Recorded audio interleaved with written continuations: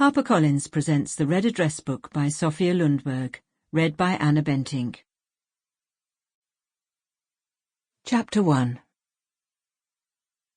The salt shaker, the pill box, the bowl of lozenges, the blood pressure monitor in its oval plastic case, the magnifying glass and its red bobbin lace strap taken from a Christmas curtain, tied in 3 fat knots, the phone with the extra-large numbers, the old red leather address book, its bent corners revealing the yellowed paper within. She arranges everything carefully in the middle of the kitchen table. They have to be lined up, just so. No creases on the neatly ironed baby blue linen tablecloth.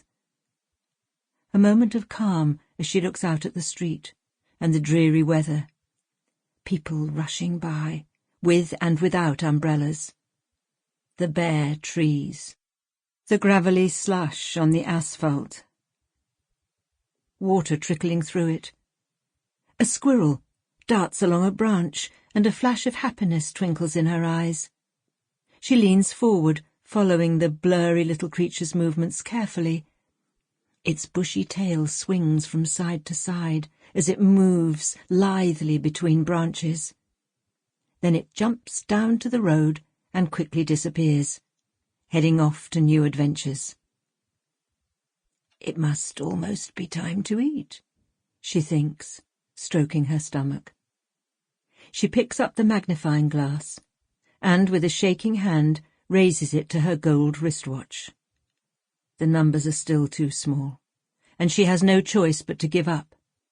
She clasps her hands calmly in her lap and closes her eyes for a moment, awaiting the familiar sound at the front door. "Did you nod off, Doris?" An excessively loud voice abruptly wakes her. She feels a hand on her shoulder and sleepily tries to smile and nod at the young caregiver who is bending over her. I must have... The words stick, and she clears her throat. "Here, have some water." The caregiver is quick to hold out a glass, and Doris takes a few sips. "Thank you. Sorry, but I've forgotten your name." It's a new girl again. The old one left. She was going back to her studies. "It's me, Doris, Ulrika. How are you today?" she asks, but she doesn't stop to listen to the answer. Not that Doris gives one. She quietly watches Ulrika's hurried movements in the kitchen, sees her take out the pepper and put the salt shaker back in the pantry. In her wake she leaves creases in the tablecloth.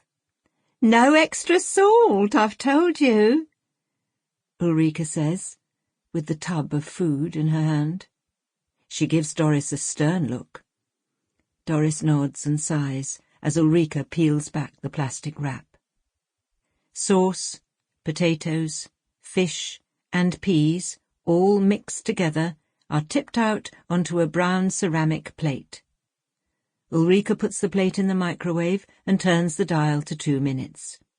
The machine starts up with a faint whir, and the scent of fish slowly begins to drift through the apartment.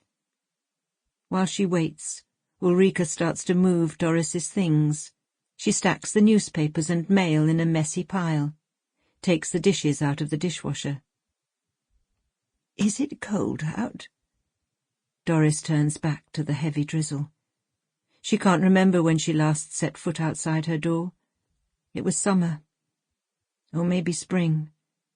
"Yeah, winter'll soon be here. The raindrops almost felt like tiny lumps of ice today. I'm glad I've got the car, so I don't have to walk. I found a space on your street right outside the door. The parking's actually much better in the suburbs where I live. It's hopeless here in town, but sometimes you get lucky." The words stream from Ulrika's mouth, then her voice becomes a faint hum. A pop song. Doris recognizes it from the radio. Ulrika whirls away. Dusts the bedroom. Doris can hear her clattering around, and hopes she doesn't knock over the vase. Sample complete. Ready to continue?